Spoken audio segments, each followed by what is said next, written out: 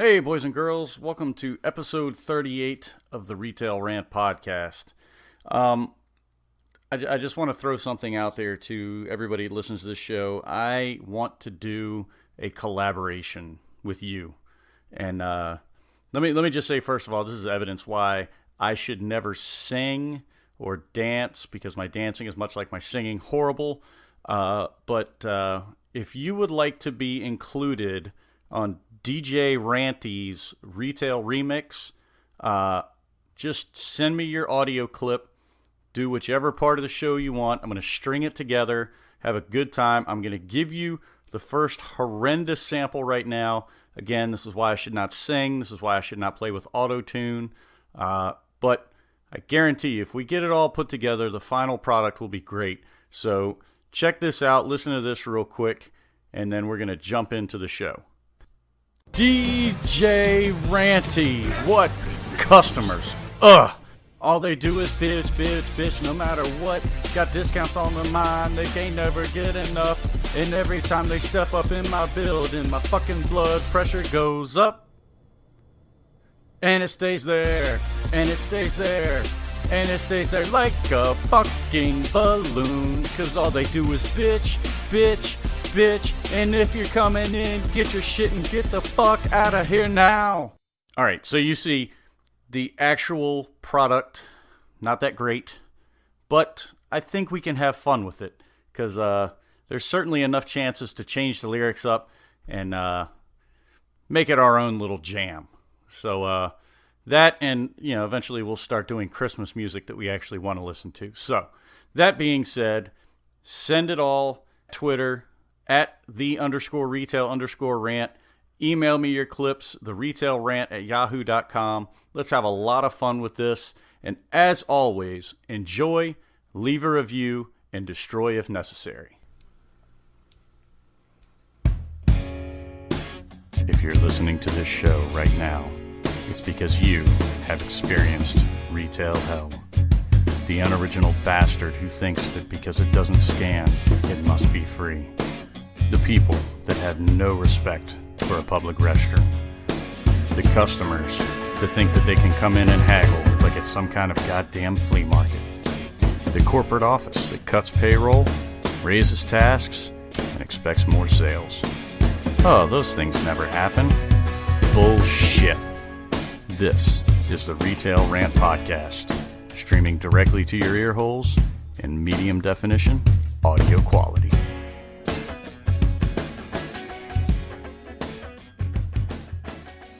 Hey everybody, welcome to the Retail Rant Podcast. It's me, TRB, the Ranty Bastard, here with you as always. And first of all, I would like to thank all of you that sent messages in via Twitter to the question that I posed earlier in the week, where I basically just said, hey look, I want to hear from you. I want some of your input on the show this week. And I had a lot of good responses, a lot of direct messages, so thank you everybody. I'm going to pick the top three that I have here. The first one is from our good friend Randy over at the Miserable Retail Slave Show. And he says that customers that herd around you when you try to stock shelves like a group of zombies that just saw a bright light. That's annoying as hell.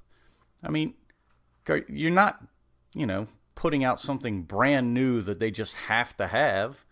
It's something that was probably a popular item and you were out of it, but they can't just stand back and wait for you to finish your job.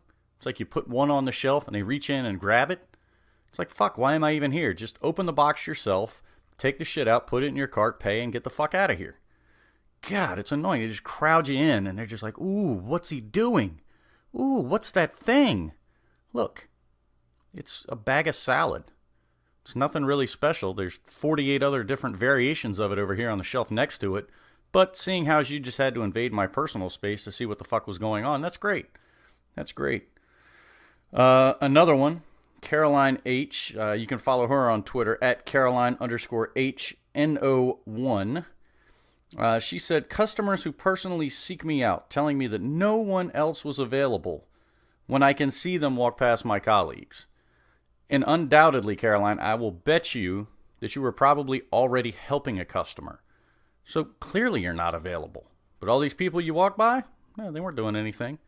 Now, mind you, they might have, gotten really good service from you in the past, or maybe they think that you're the manager that can get them a deal or a discount or will take their expired coupon. But God damn it, there's enough people in the store. You don't have to come look for me. You don't have to walk in and go, hey, is Ranty here? Holy shit. It's annoying as hell. Personally, one I had this week, we had a bit of snow in Rantyville this week. And, I got to say, it doesn't happen a whole lot. And it's not necessarily a spectacle that has to be stared at. But nonetheless, when it does happen, you kind of sit back for a minute and enjoy it. So a coworker and I had the store open for about a half an hour. Nobody come by, a bird hadn't chirped, nothing. Literally nothing had happened. So we're standing out front, and we've got the doors propped open, just kind of checking out the weather and seeing what the traffic looks like. This guy comes screaming up, damn near runs over the sidewalk, about into us, hops out, and asks, what? Yeah, you guessed it. Are you open? Oh, no, we're just standing here for our health, sir. This is just how we like to pass our free time. Yes, we're open, you silly shithead. Just for people like you who like driving in the snow and wrecking their vehicles and basically putting us in peril because we could very well do the same thing. God, it's such an obvious answer, you moron. And our guest last week, Miss Heather Davis, chimed in about customer entitlement. And the phrase that the customer is always right is not true. Well, yeah, clearly it's not true. And so I did a bit of ranty research, and I did find out something that kind of made me giggle on Wikipedia. And so we go here. It says, the customer is always right is a motto or slogan which exhorts service staff to give a high priority to customer satisfaction. It's popularized by these three assholes. They advocated that customer complaints should be treated seriously so that they should not feel cheated or deceived. Okay, we're not here to cheat or deceive the customer. Plain and simple. The customer deceives themselves, okay? They deceive themselves by coming in with unrealistic expectations. Just stupid shit they ask for. Or stupid shit that they want us to do that we either do not offer as a service or legally we cannot do. I mean, would you go to I don't know, think of anything. Would you go to Walmart and walk into the frozen foods section and ask them to do a state inspection on your minivan? No. And then they'll come back and complain, well, he told me he wouldn't do it. But again, they think the customer is always right. Again, it's a terrible example, but we've all had bad ones. We've all had this absolutely ridiculous example of shitty customer service. Somebody at Best Buy working over in the laptop section, and somebody comes in with a laptop from, I don't know, they bought it at Target, and they just throw it down and say, here, fix this. Okay, do you have your receipt? Because we do offer repairs here, not at this desk, but over there. You go, no, I bought it at Target, but you guys sell the same stuff. Fix it.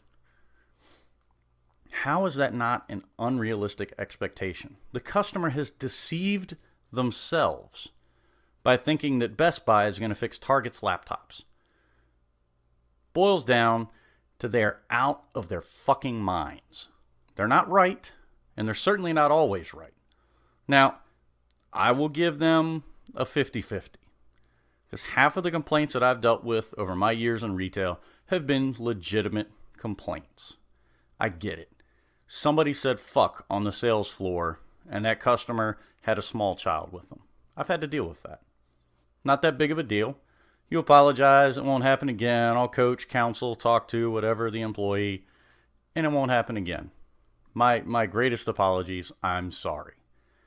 And they're usually good enough with that. And they'll probably turn around and say, well, he should be fired. Well, yeah, I could see reprimanding, I could see writing them up. I don't know that I would necessarily fire somebody over that unless they were looking at that kid and going, look at that little fucking weasel over there. Oh, yeah, somebody should punch him right in the fucking mouth. Yeah, no, that little kid right there. Yeah, the one with that old-looking bitch. Okay, yeah, I'd probably fire him. But I've never seen that happen. Never. And again, deception.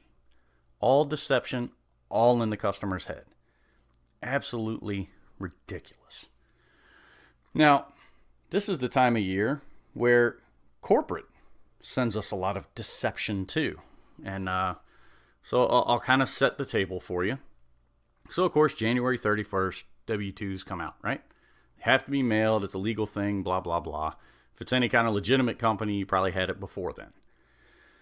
Well, the whole reason you have them, obviously, is so that you can do your taxes. Hopefully get a big, fat refund check. Claim all your little deductions and this and that. And next thing you know, within about 2 or 3 weeks, you maybe got a couple grand sitting in the bank. That's awesome. That's a great feeling. But the corporate office looks at January 31st apparently as the day that everybody in the country gets their tax return in their account, cash in hand, ready to spend. Because I have never seen more inflated sales goals or targets or whatever it is that you have to hit than I do in February. And depending on your line of business, it could be the worst time of year. Let's say you work in Lowe's in the garden section in New Hampshire. You're not going to make a huge goal just because somebody got their tax return. Nobody's buying the trees and the shrubs and the flowers ahead of time just because they have the money. I deal with it at my own work. Quite possibly my single highest month for the entire year is February. And my line of business is very weather dependent. Although corporate would say it isn't. Oh, it's raining outside, they should buy this. Oh, it's sunny outside, they should buy that. Look, no, it doesn't happen that way. My God. But you get these sales targets in February. All you can do is fucking laugh. Because you know that some 4-year degree bean counting idiot in a corporate office is saying, hey, everybody's going to have their tax returns. They're going to come spend them on whatever it is we sell. No, God damn it. They're probably still paying off their Christmas shit from when they went just absolutely bonkers on Fucktard Friday. And then they started getting the credit card bill and they're going, ooh, yeah, shouldn't have bought that. Well, good thing a tax return's coming. I guess I'll go ahead and pay that bill off. Wow, I won't do that again. Then they, of course, naturally repeat the cycle the following year. But still, to have ridiculous sales goals in February makes no fucking sense whatsoever. Other than, and again, the only reason I can think is that, the customers are going to have their tax money and they're more than willing to come straight to our store and spend all of it. No. Doesn't happen like that. Hate to tell you. Real life tends to get in the way of your ridiculous utopian retail goals up there in the ivory tower, okay? So you can just take your February sales targets, shove them up your ass, because nobody's making any bonuses, nobody's getting paid. You're lucky if the store stays open sometimes in February, depending on what business you're in. But no, just take these numbers and get realistic. Wait a minute. I shouldn't have said that. I said realistic theoretically to people in a corporate office. That was just not a good idea. Not a good idea. I will retract that previous statement. No, I won't. Fuck you. You work in a corporate office and you're a bean counter in February, eat a bag of dicks. And you know, there's some other people in the corporate office that I'd like to look at and tell them to go ahead and split that bag of dicks with somebody. And it's the people that buy products.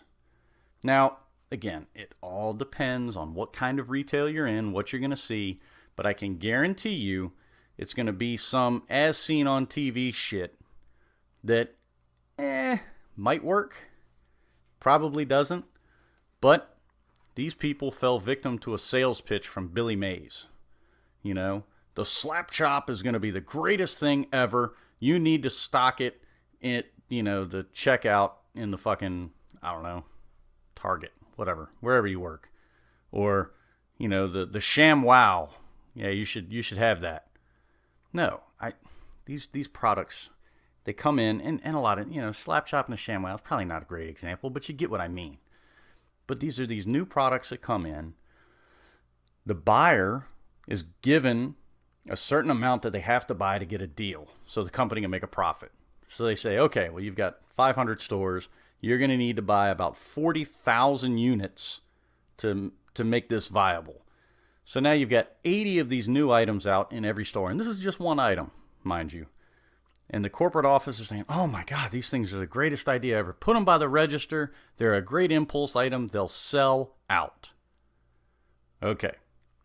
Here's the reality of it. Put them at the register. They're an impulse item. They'll sit there and collect dust for 6 fucking months. Okay? Because this shit is not selling. It doesn't sell. It's probably not even relatable to the items or product that you sell in your store already. So you have a hard enough time selling the stuff that makes sense to the people that are walking in, but then you go add this stupid little impulse thing, and you're trying to push it for the same $19.95 minus shipping and handling that they sell it on TV at 3 a.m. Why? Why? Jesus Christ, how much did those things cost? You could have turned around and sunk it into something reasonable. Maybe a product we already carry that's very popular that we need to keep more stock of. Or maybe some payroll. Again, horrible example because we know they'll never invest it in payroll. Hell, sit on it in a fucking bank account for all we care. Don't even let us know that the money existed. But certainly don't tell us that you wasted money on this shit. Because, again, it's not going to sell. You're going to be forced to clearance it. And now you're just going to have this clearance area full of shit that somebody said, oh yeah, this is going to sell really good. And then the planogram comes out for your clearance area and it's like, okay, take all that shit out of there. There's new, great, fantastic, greatest thing ever made shit coming in. Ugh. And I mean, these people are just idiots that buy this shit. And they think they're doing a good job. Oh, if we sell this many units at this such and such price, we're going to make a lot of money. That's a lot of ifs. Playing with a lot of money. And yeah, it could be a high risk, high reward kind of thing. Like, buying the running back that just came off an Achilles surgery. You sign him to a cheap contract and hope that he can come back and kick ass in the league. Chances are it doesn't happen all that often. But the problem is that it happens once in every 10, 15